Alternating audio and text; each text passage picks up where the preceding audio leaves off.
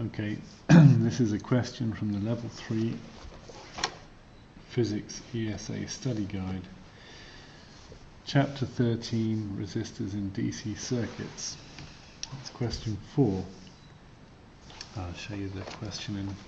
Here it is, it's this question here on page 231 of this edition, 2014. Now, the question says, in the circuit shown, so we have to draw the circuit first of all. It tells us about internal resistance. So this is the circuit. We've got an internal resistance here. Okay, I shall draw the whole thing. I'll just pause it. Okay. And here it is. I've just drawn it out. If you notice, we've got the dotted line around this to show that it's a power supply. So it's got its own EMF. So it may be rated at a particular voltage, but because of internal resistance, its EMF is going to be less than its total rating. Okay, so we have to treat these resistors as separate resistors when we do this problem. So the question is, in the circuit shown, this is number 4,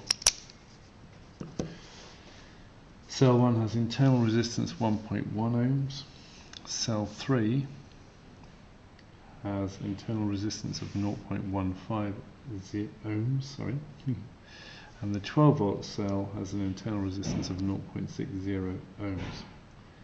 The current branch AB is current I1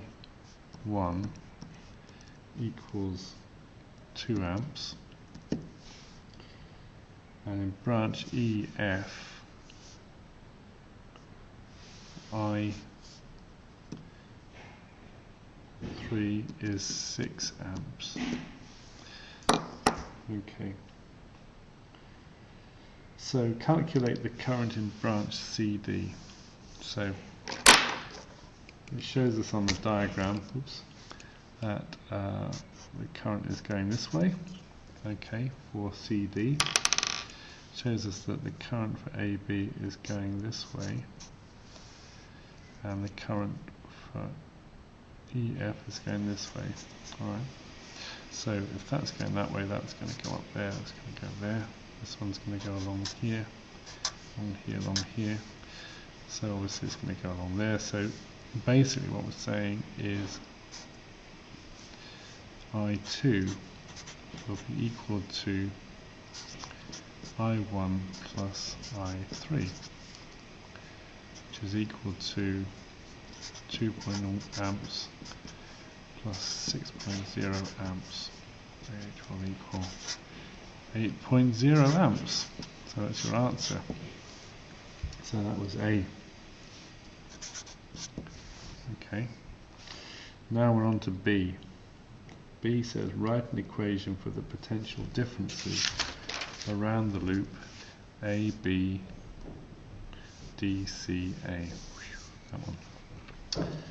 So we have to remember Kirchhoff's voltage laws, that the sum of voltage drops will add around a branch or a loop will add up to 0. So if we were to just consider this on its own, we ought to just consider the direction that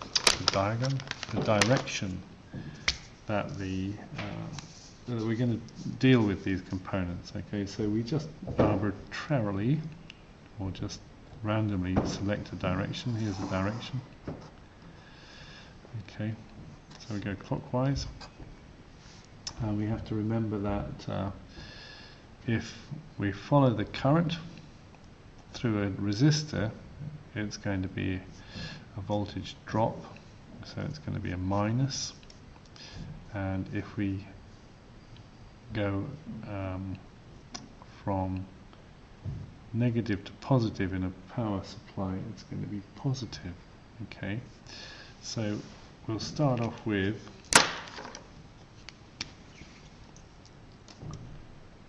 what was that? Came up, I don't know what that was. Strange. Anyway, so we'll start off with 0. Okay, so this is for B. 0 is equal to, this one is going to be positive voltage plus V1 minus, now remembering B is equal to I times R, so we treat this as a resistance, and we know the current I1 is 2 amps, so I 2 times R, which is 11 ohms. And we come around to this one, so we come around to this one, and it's going to go down through here. So it's going to be a voltage drop, so it's going to be I2, which worked out at 8 amps. It's going to be 8 amps times 0.6. Then we're going to go through, or we can step up across this 12 volts, plus 12 volts, because it's going negative to positive. The current's going to go through here, and then it's going to go from positive to negative, so it's going to be another minus, and it's the current is I1 2.0 times 1.1. Okay, so that would be our formula, if you like, and it should be the same as the one in the book. Hope so. Check it yourself. Alright, I'll check it for you. Okay, so let's have a look and see what it says in the book. This is activity 13c. So look on page 338. Yep, there it goes. It says minus 2.0 times 11 plus V1, so they've got that the other way around, doesn't matter, and 8 times 0.6, so it's minus 8 times 0.6 plus 12 gives you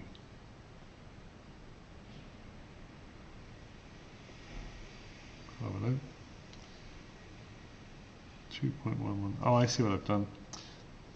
This is 2.2 times 1.1. So if you look at the actual equation they give you as the answer, they've shown as minus 2.0 times 1.1 plus V1 minus 2.0 times 11 minus 0.60 times 8 plus 12 equals 0. So if you look at this, this is the same as this, that's the same as that, plus this one is minus 2 times 11, the same as that, and this is the same as this. So it all equals 0. Okay, so it's the same answer, okay, for both of them according to the book. Phew. Right, C. Calculate the voltage of cell 1. So now you have to do the number crunching. Okay, so if I continue with my work up there, okay, so V1, so if we minus V1 here, we could do this, we could say minus V1 is equal to minus that, minus that, minus that, or we could just change the signs here by saying that's plus V1 equals 2 times 11 plus 8 times 0.6 minus the 12 volts plus 2 times 1.1, okay, which will give us 22 plus 4.8 plus 2.2 minus 12 equals 17 volts. So there's the answer, and it's the same as in the book, so hooray! Right, so now we'll move up a bit. It's gone brighter as well, which is good, and we get to D. Was that D? C. And that is D. That is the answer to D. Now we're on to E. We're on the last one, aren't we? Right, and the last one says calculate the voltage of cell 3. So there's cell 3. And now we do the same sort of thing. This time we'll get the nice colour out, and we'll go, in which direction should we go this time? Let's go anti-clockwise. Okay, anti-clockwise. So we're going to go around this anti-clockwise.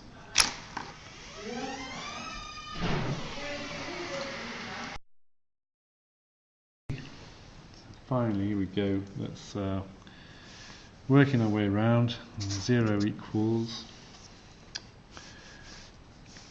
going upwards, going up the gradient there, plus V3 minus 1.8 volts, 1.8. Sorry, so we're going downhill now, plus to minus. 1.8 times 6.0, which is our current. We go around here, and we're going to go downhill again because the arrow is going this way. So that's minus